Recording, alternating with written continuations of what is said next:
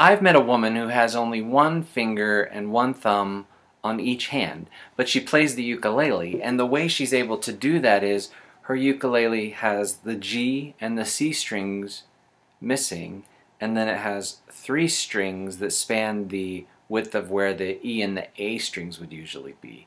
So she can just put the one finger on a fret and get different chords.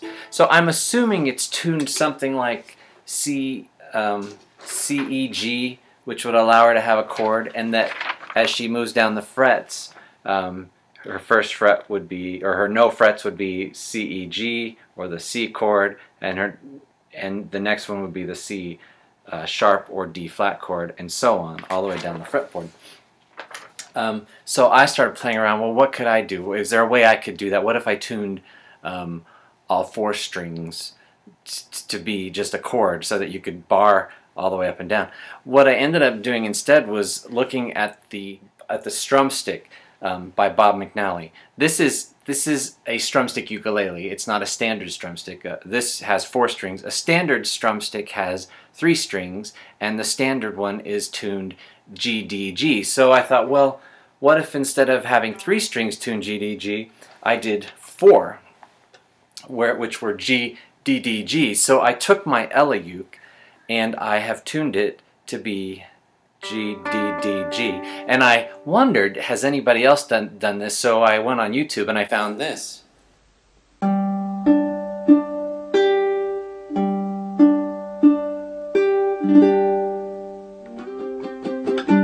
Oh, bubbly gave me the kick in the pants I needed to try power chord open tuning, yeah. So I felt like there was precedence for it and I could justify it. Now, the cool thing about this is that you can do a lot of things pretty easily. For example,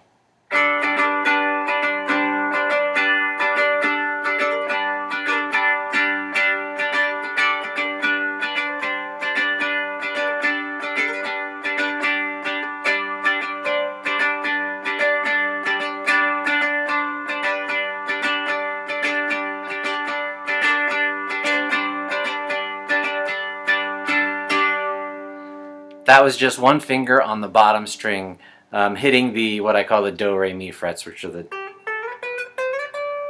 and so on. The other thing you can do with this is power chords, and you can just bar them up the fretboard. So let's see here.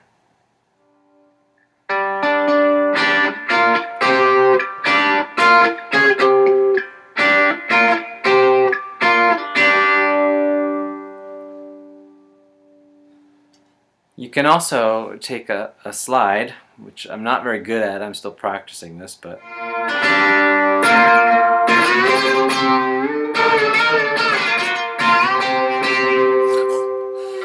anyway, you get the idea. It's kind of a cool thing to do.